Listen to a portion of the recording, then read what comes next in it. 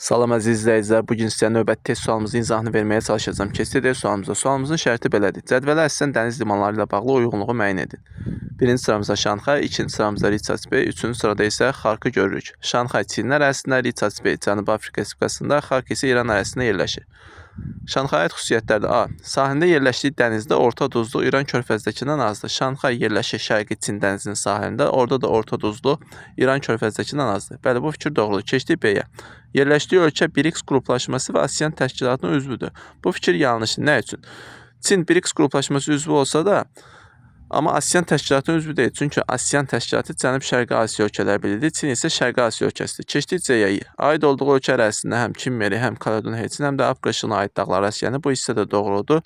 Kinmeriyə aid dağ kimi, məsələn, Tibetlə Kunlunu, Kaledon Heçinə aid dağ kimi, məsələn, Böyük Xinqanı, Alp qırşığına aid dağ kimi, məsələn, Himalay ilə Pamir dağlarını misal çəkə bilərik. Keçdik ikinciyə. Riçards Bay xüsusiyyətlər. A.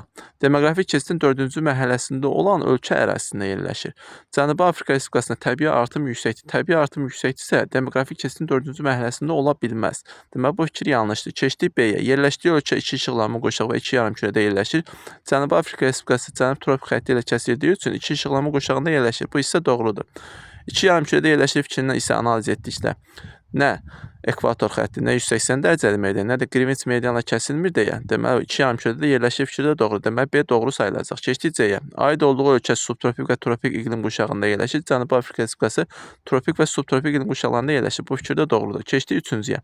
Xarka aid xüsusiyyətlərə. Aid olduğu ölkə Türk Dövlətləri Təşkilatına üzv olan ölkələrlə qonşuluq mövqeyinə malikdir. İran Türk Dövlətləri Təşkilatına üzv olan ölkələrlə qonşuluq mövqeyinə malikdir. Məsələn, Azərbaycan Türkiyə ilə qonşuluq mövqeyinə malikdir. Keçdik B-yə. Yerləşdiyi ölkə əsas immiqrasiya mərkəzlərindən biridir. İnkişaf etmiş ölkələr əsasən immiqrasiya mərkəzi olur. Təbii ki, istisna olaraq da Ərəbistan yarımadasını misal çəkmək olar, amma inkişaf etməkdə olan ölkələr isə immiqrasiya mərkəzi əsasən sayılmır. İran da Ərəbistan yarımadasında yerləşmədiyinə görə və inkişaf etmiş ölkə olmadığına görə immiqrasiya mərkəzi sayılmayacaq. Deməli, bu fikir yanlışdır. Keçdik C-yə. Sahilində yerləşdiyi körfəz yanar faydalı qazıntılarla zəngindir. Xark limanı yerləşir İran körfəzi sahilində. Orada da yanar faydalı qazıntılar təbii ki, çoxdur. Məsələn, neft qazına zəngindir. Doğru cavabımız olacaq birinciyə A, C, ikinciyə B, C, üçüncüyə isə A, C, Y variantı.